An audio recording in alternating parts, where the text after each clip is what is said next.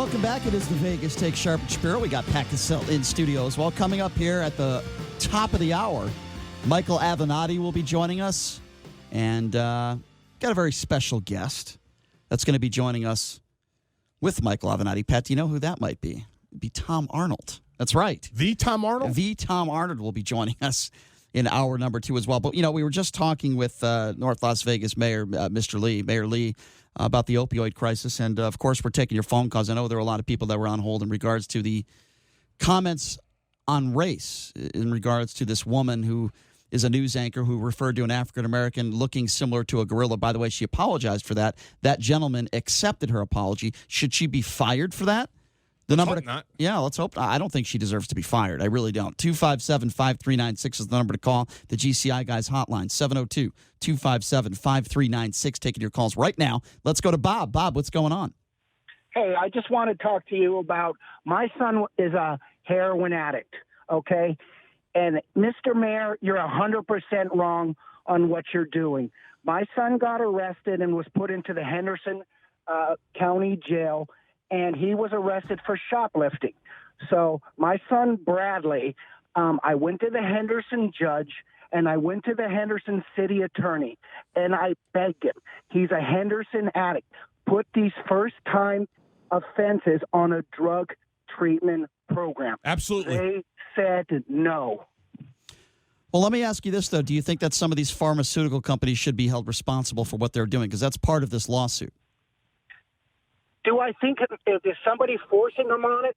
No, but I think is President Trump and everybody putting billions and billions of dollars into advertising and letting us know, hey, we already know. Let's get the police, the mayors, the judges. I beg the judge, put him on a drug treatment program. He's a heroin addict. I don't disagree. No, Listen, sorry, I can't do it. I don't disagree. I think a lot of people, they say, well, I don't want my tax dollars to go to junkies. A lot of people would make statements like that. I don't necessarily agree with those statements. How is your son doing right now?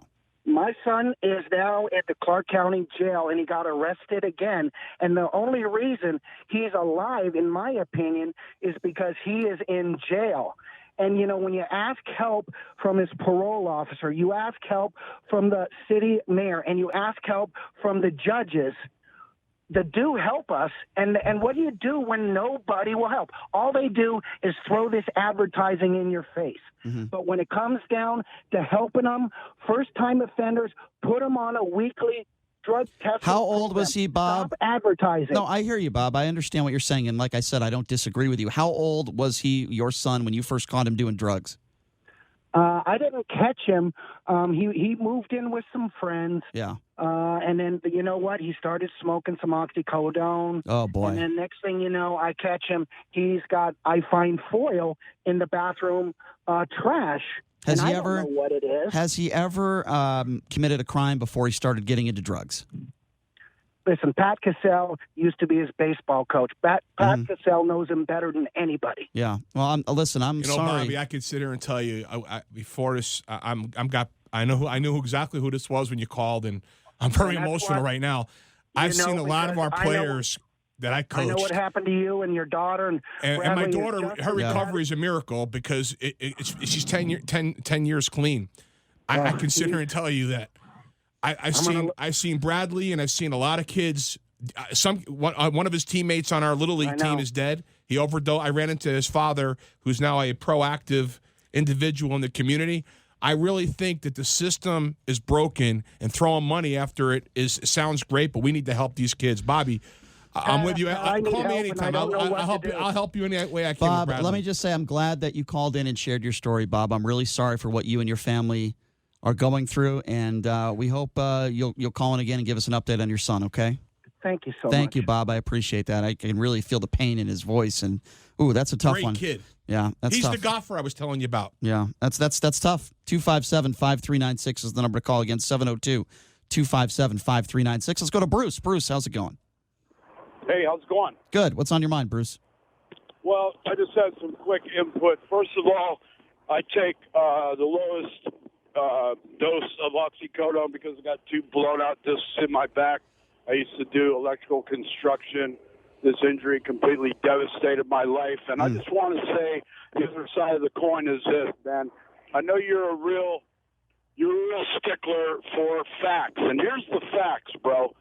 When they say, oh, in Kentucky there was 48 opioid deaths last April, okay, they're misleading the public because they're talking about the crisis with the pills, but this is how the media misleads people, and basically they're lying to them because they're including overdoses on street heroin when they say that. So let's say there's 48 people in Kentucky die of an opioid overdose. Say 33 of them are using street heroin, and only 15 of them are getting pills and doing whatever they do with these pills to kill themselves. My point is guys like me suffer because I certainly could use a higher dose of this medication, and I'm just too afraid to ask my doctor because I get 7.5. I could use 10s or. Well, here's the way I see it, Bruce, and I hear what you're saying. Here's the way I look at it. Why do you could be a safe driver your whole life, right? And your insurance is going to climb. Why? In some cases because of all the idiots out there that are getting into car accidents, and you have to pay more for your insurance because you drive a sports car, yet you're a safe driver, because a lot of morons that have sports cars are going 100 miles an hour and they're killing people. So I think what you're saying is very similar to that analogy. That's, if that makes sense. It does make sense. I just wanted to let you guys know that for all the bad publicity that the medication's getting, there are some people who really legitimately need it. No, I agree, Bruce. If I didn't have these, I couldn't even be walking around and doing what Bruce, I have to you're do the during type of. day. I agree, Bruce. You're the type of person that needs it. But with that being said, you would agree that there are situations where doctors are overprescribing as well. Right. You would agree. Okay, Bruce, well, I appreciate the call. I understand your frustration and where you're coming from. Listen, if somebody is in pain, if I'm in pain, and I want a higher dose just to take the pain away, not because I'm addicted to the drug, I get Bruce's frustration. I really do. And the crazy part is how high these margins clearly are. You look at the numbers on these lawsuits. These companies are making 10, 20 times their cost consistently. I'm coming up with 10 to 12 billion to settle something. How much did they make? Exactly. Yeah. All right. 257-5396 is the number to call. Let's go to Paul. Paul, thanks for calling into the Vegas Take. What's on your mind? How you doing? I just wanted to talk about the gorilla statement. Okay. Paul, you're hang on the line here for a second because I think a lot of static. Your phone is staticking out. 257-5396 is the number to call. Listen, we're going to continue to monitor this issue when it comes to the opioid crisis. But yes, there are some callers that are making some very, very valid points. There is certainly no question about that. We all agree on that, right? If you have rheumatoid arthritis, you're on a bunch of medication. I have to tell you, though, I really believe a lot of this problem falls back on the doctor's shoulders. Why are the doctors overprescribing Lortabs? I have a friend of mine who takes 6 a day. Yeah. Every 4. I mean, it's no question. And he's going to have to go to rehab to get off the drugs. Yeah, no question. By the way, we were also... And then the ones that abuse it ruin it for everybody else. Absolutely. We were also discussing Alex Housden. She's the anchor, Oklahoma City, Coco TV, who had an emotional apology for calling an African-American news anchor, comparing him to a gorilla. So we were discussing that as well. Welcome to take your calls at 257-5396 on that as well. Let's go to JD. JD, what's going on? Good morning, fellas. Good morning. I have compassion for those callers, especially the father.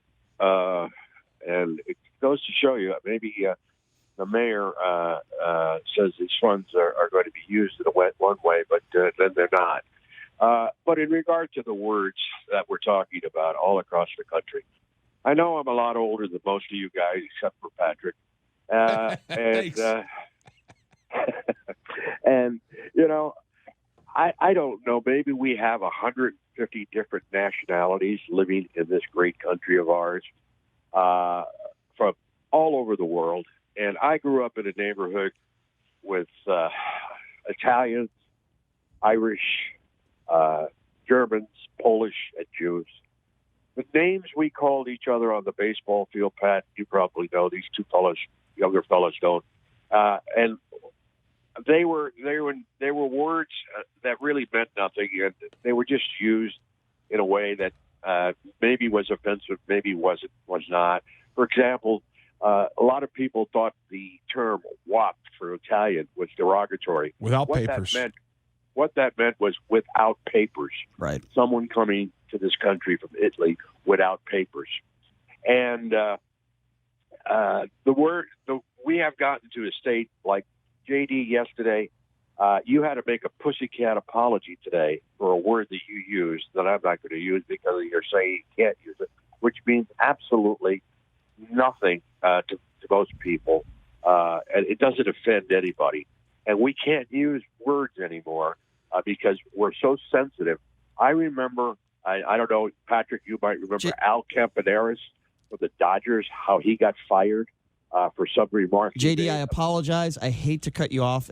I appreciate the call, but we got to get to some other callers before we go to break. I appreciate the call, JD, and I don't necessarily disagree with anything you said. Let's go to thanks for the call, JD. Leo, thanks for calling into the Vegas Take. What's on your mind? What's up, Leo? Hey, man, I don't use any opioids at all, but my wife of 28 years, she has rheumatoid arthritis, and she's had it for about 18 years. The first 17 years of that, she was on opioids. They gave her fentanyl patch, morphine for pain management, and then Vicodin as needed for additional pain management. And I watched that take her down. She was at 1.86 pounds, a healthy woman at 120. She's at 86 pounds. I found her some CBD oils from a very reputable shop. Mm-hmm. CBD, the hemp variety, not the THC variety. Yeah. So you don't get a buzz, you don't test positive for THC. But in 1 week of the oils, the vape, the rubs that she got from me, within 1 week she had quit opioids completely. Wow, that's well, you know what?